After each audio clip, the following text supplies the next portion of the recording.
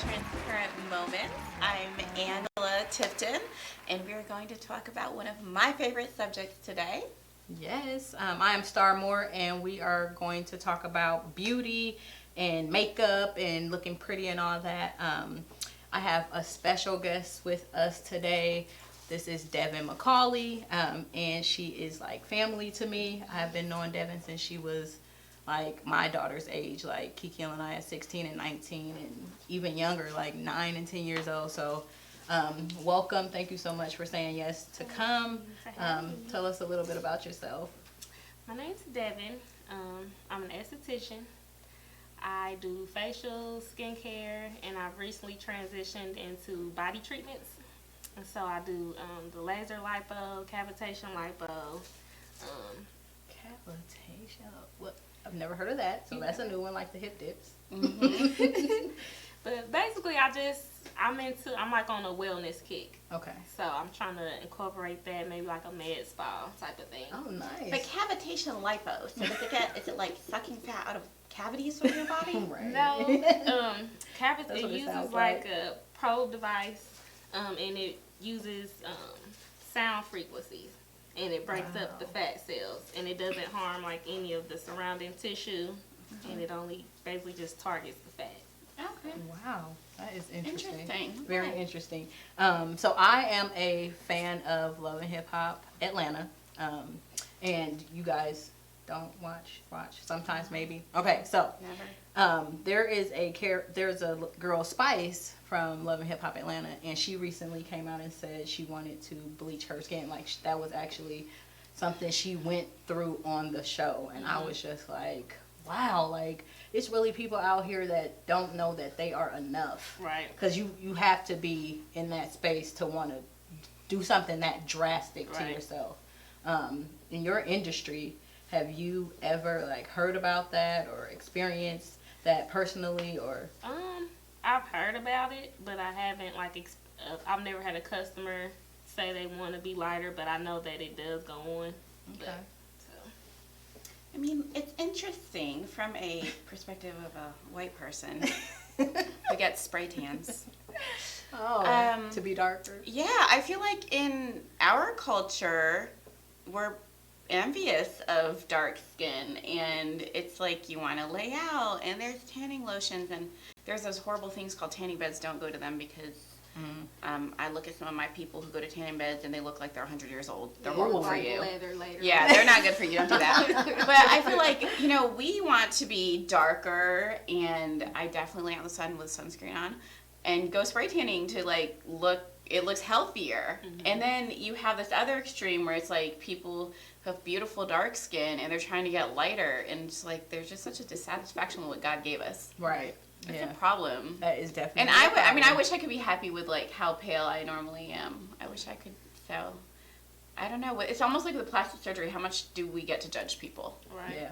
Live I mean, with because how at the end of- unhappy they are with what God gave them naturally. Yeah, I'm glad you said that, because at the end of the day, for me, that's where it begins. Like, why it's deeper than that, just the surface wanting to get your skin bleached. Also, her culture, you brought that up earlier, her being from the islands is something that they accept more over there. But even that's an issue to me, that's my opinion. Like, if your whole culture is doing that. Yeah. And they promote it, like I saw like what's it called, like on YouTube, documentaries, and like they Wow. have storefronts, and so they openly promote it. It's not hidden. It's like a real store. You Yep. can go in. Wow. You can go in and buy lighter skin. Yeah. That's interesting. And I've seen like some of the women get skin cancer, or like it doesn't basically, From the chemicals Yep. in the products. Yep, and get Wow. sick and die. And it's the same thing with people who do tanning beds and things like that. Like, people are willing, or just lay out in the sun with oil, no skin protection. Like, people are willing to die to change their skin color. Right. And they're well aware of the dangers, and it's worth the risk for some people. Yeah. Again, to me, it's about a bigger picture, like your mental self. What is going on? What's going on that inside. that you feel the need, that you're not accepting yourself the way that you were born to be. Like, I think that's my take Yeah. on it. I don't like. Maybe it's the culture, what you're around. If you're around it, it's in your family. It's on TV. It's in front of you. Then I think it's a bigger issue. But because I don't really have that around me, I don't really See it. I'm not affected by it. But I don't, and sometimes I wonder, is it that deep? Because sometimes you're like, if you're just naturally, I know as a little girl, I was naturally a girly girl. Like from as early as I could remember, I love dresses and I love hair and makeup and I just want to play in it and change my clothes 7 times a day and play Barbie dolls. And it's nothing that anybody like, yeah, I do it now too. Like nobody made me do. My mom didn't force me to do. She would kind of get irritated by it. Right. Like, why are you always so girly? Why? It just was like a natural thing. Right. So it wasn't like somebody told me, oh, you're ugly or you're unacceptable. And personally, I always liked darker things. So I wanted black Barbie dolls and like the different culture things. Like, and I always thought like darker skin was beautiful. Like that was just like what I was drawn to as a little girl. Right. And no one told me anything about it. It's just like what I liked. Right. So it wasn't like, oh, you were told you were unacceptable or you were ugly or like, it was just like, I just thought it was pretty. So that's what I liked. And my mom was fine with getting me like the dark dolls and like whatever. And she was like cool with it. So that's what I did. So it wasn't like some, childhood trauma behind it. See, I was like, I just real, liked it. yeah, we talked about that. Like growing up, I wasn't really like as an adult. I don't get picked on for my skin as much. But like when I was a child, it would be, like the jokes kids would make about my skin complexion. But it would come from other people who are my skin complexion. It would never come from someone who was lighter or who was white. And so I think that's more so That is interesting. kids. It's just, I think now it's a lot more favorable to be chocolate. Yeah. But especially as a kid, it's you black. And, it's just, it has a negative Like Yeah. connotation to it. So, That's interesting. You said you've not experienced being called like or being talked to negatively as an adult because recently I experienced that like two lighter than me women calling me ugly, calling my daughters ugly, who are kids. So I'm just like, first of all, you're not even black. And then have you ever experienced those girls that are mixed that be trying to make themselves like it's really, I am black. Like, blacker. Blacker, right? Like I am being discriminated against. Okay. I think it's all silly. I haven't, like the skin is like, again, it's something you can't choose. God literally Nobody makes got us to in our choose. mother's womb. Yes. We do not have the choice with our skin, our bodies, Our and laughs, our families, like Right, nothing. anything. Right. And so to dwell too much on it is Yes. almost ridiculous. It's like it's surface. craziness. Yes, it is. But in your job, you get to have like I think a fun side of it and tweaking a little bit and helping people Yes. feel better about themselves. Yeah. Maybe not go to the extreme of bleaching their skin. Right. And I think that's awesome because I'm all for it. If you Me want to do too. little eyelashes, little Right. lipo, That summer glow. whatever, sucking out of the crevices or whatever you're doing. I think that's awesome. Yes. So I don't think it needs to be all that deep and like about self, like deprecation. But Right. I think it can be a great thing. Do a little tweaking here and there. Yeah, like your best self, or what do you think your best self looks like, basically? So And that's a real question to ask because, like we said earlier, some people don't believe they deserve that. Yeah, anything in like moderation. I think if it makes you feel good and you're doing it for the right reasons, not because you hate yourself, right. Yeah. then It's okay, family, to self-care. We need it in order to give our best selves to the world. Like, seriously. Right. That's Yeah. where it starts. Right. That should not be our last resort to like, all right, I guess I'll... I think as long as your why is for the right reason, Reasons, yeah. you do that. Yeah. Absolutely, yeah. So I have very oily skin. Well, I think I have combination skin because in the winter it's kind of dry, and then in the summer it's very oily, especially in the T-zone. So what tricks, because she does makeup as well, do you have that we could use like as the summer months approach and it gets hotter and to kind of, like if you have combination skin or whatever, whichever one? Well, one thing is like combination oily skin is pretty much no way around it. You're born with It's like over. you're born with bigger pores. Sorry. But what you can do is like maintain it. Okay. So I said like a facial once a month. That'll Okay. help just with congestion. And honestly, I feel like the key is good products and knowing what products works best for your skin. Okay. So for oilier skin types, people with oily combination skin tend to not moisturize their face because they don't want to be so greasy and oily. But everybody needs moisturizer. Okay. And so it's the type of moisturizer you use with oily skin. Okay. So like a water base. You're still getting moisture, but you're not greasy. Okay. And like for makeup, they have what is it called? Primer. So Okay. you do primer. If I will use an oil on my face, it'll be a lighter oil. So grapeseed. Okay. And it actually, grapeseed oil helps maintain, like regulate oily skin. Okay. And so it'll absorb to the skin, you'll be moisturized. Another trick is for oily skin is to do your moisturizing more at night when you're at home, when you're asleep. Okay. Wake So up. it works through the night? Yep. Okay. And then in the morning, do your regular skincare routine. And if you just gauge it off your skin. If you feel you don't need moisturizer in the morning, skip that part and maybe just put on an SPF. Okay. Everybody needs SPF, even chocolate people. So, And that's what, like a sunscreen? yep. Okay. Yep. Okay. Cool. I have a question about SPF because I put on SPF 30 every single day, even in the wintertime. Because, well, I was just saying because I'm clearly melanin challenged. So I wear SPF 30 every day, and I got a little red the other day, and I was like, does SPF expire, or are you supposed to reapply? Because the first Yep. time I was out in the sun for a while, Yep. and I was like, I put my sunscreen on every morning, and I was red. You probably still see a little bit, like it didn't burn, it didn't hurt, but I noticed like I was red on my nose and my cheek. Yep. SPF is actually supposed to be applied like every 2 to 3 hours. And So a that lot of morning people don't know application, Wow. Did y'all hear that? Can you repeat that, please? you're gonna end up looking like me. SPF is supposed to be applied around every 2 to 3 hours. I didn't even know I was be wearing SPF. Right. And you supposed to do it that Yep. much? Wow. I felt that way until I went to school. I had no idea. So I just like it's in my lotion, so I've always bought SPF lotion because I was like, oh, I don't want to get sunburned, but I'm not outside a ton. right. And I was the other day, and I thought, oh, I put my lotion on in the morning, I'm good. And I came in, and it was like all red, and I was like, it didn't work. Yep. Like keep a little. If you like find a little SPF travel size, just keep it in your purse. Yeah, Yep. definitely going to reapply. Yep. Good to know. I thought it was like maybe it doesn't work. Mm. Okay, Yep. reapply the sunscreen. What kind of facial would you recommend for oily skin?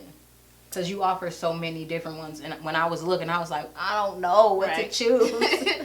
Like when people get on the site and there are multiple choices, if you absolutely don't know, I say either book a consultation Okay. and we could figure out what works best for you, Okay. or I would book a classic facial. I think that's what I end up booking. Yep. Okay. And that's pretty much, that's like a starter facial to me. Okay. And all the products are tailored to specific skin type. So your basic facial might use different products than her basic facial. Okay. So And what's the name of your? I'm located inside of a salon called Geneva's. I call my business Body Temple Studio. It's located inside Geneva's off of 38th Street. Okay. So, Perfect. What made you get into being an esthetician? Because I know you've done, me knowing you personally, I know Right. you've done several Right. businesses. But what made you switch over to being an esthetician? Truthfully, I wanted to do short hair, Mhm. and so I was in cosmetology school. And then it feel like it took forever to get through cosmetology school. And then after a while, women are extremely combative about their hair. Oh yeah. And it's like, it was just too much. It was too much. And for me, like I dealt with acne. Okay. And so I've always been someone who experimented with You have stuff. like really clear skin. You figured it out. Well, thank you. Nice. But like I've always just, messed around with stuff. Mhm. And then I really liked makeup. And so I'm like, I'll go to school for makeup instead. And then I found out it's aesthetic school.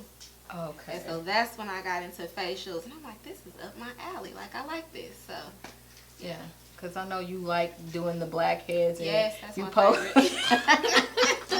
No. That feels amazing though, like to know your pores are, because I clean. get them, Mhm. And it's just like, why? Like, I need I'm a glad there's facial people so out there bad. who like that because, There's a job for everybody. Like Dr. Pimple Popper.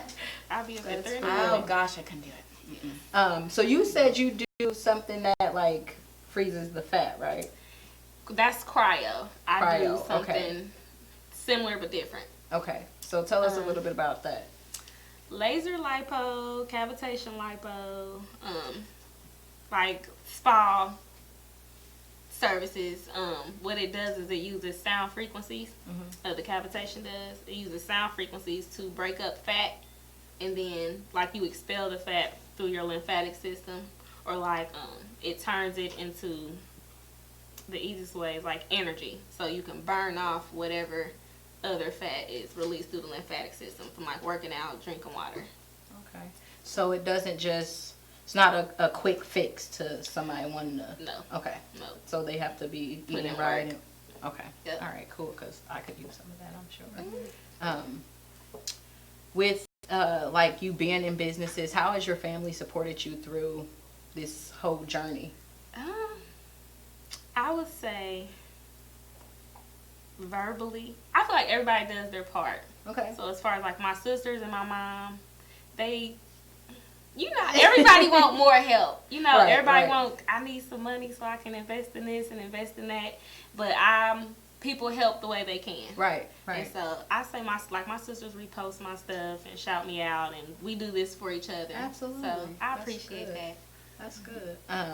What advice would you give to like up and coming entrepreneurs? Because you're young, you're a single mom, like you out here being a boss, like, and that takes a lot at the end of the day. Yeah. What advice would you give to entrepreneurs that are watching, or single moms that are wanting to do something, they just don't really make the time or feel like they wouldn't be able to do it all? Okay, I got a lot. For one, you know, like find something you enjoy doing. Doesn't feel like work. That's great advice. Find a need. Like people will keep coming for something they need. Yeah. And not only that, like just push through, and believe it or not, like there was a time, even kind of now still, where I feel like I was doing so much and nothing was happening. And then I realized, truly, you can't walk through a door until God is ready for you to walk through that door. You just said a word, girl. She just said a word now. Yes. Yeah, that's what's up. It's time. Absolutely. I mean, that is like you said a whole lot there, because until you have been, done the work that you need to do, what you're doing is going to just keep failing. Right. God's timing is everything, man. But keep going. 'Cause I feel like when you keep going, even if you know it's not your time, you're kind of creating good karma behind you to back you up and push you through. You're still sowing. Yep, You're sowing. Yep. Yeah. You're sowing your seeds. So you want to keep sowing so you can reap when it's harvest time. Yep. So those are all the questions that I have. How can our fans and everybody watching reach you? What's your social media handles? Okay. You can reach me on Instagram. The business page on Instagram is Body Temple Studio _ Everything is spelled the way it's supposed to be spelled. On Facebook, you can reach me at All About Face LLC. Okay, perfect. So check out Devin. Go out there, book her. She is amazing. Check out those great tips that she gave for makeup and skincare over the summer. We appreciate you watching and joining us. Please like, share, and subscribe to our page. Check out the shirts and mugs and cups that we have coming soon. Definitely check out our products. I am Star. This is Devin. Thank you so much for joining us. And I'm Angela. We'll see you next time. And expect God's best. Bye. Bye.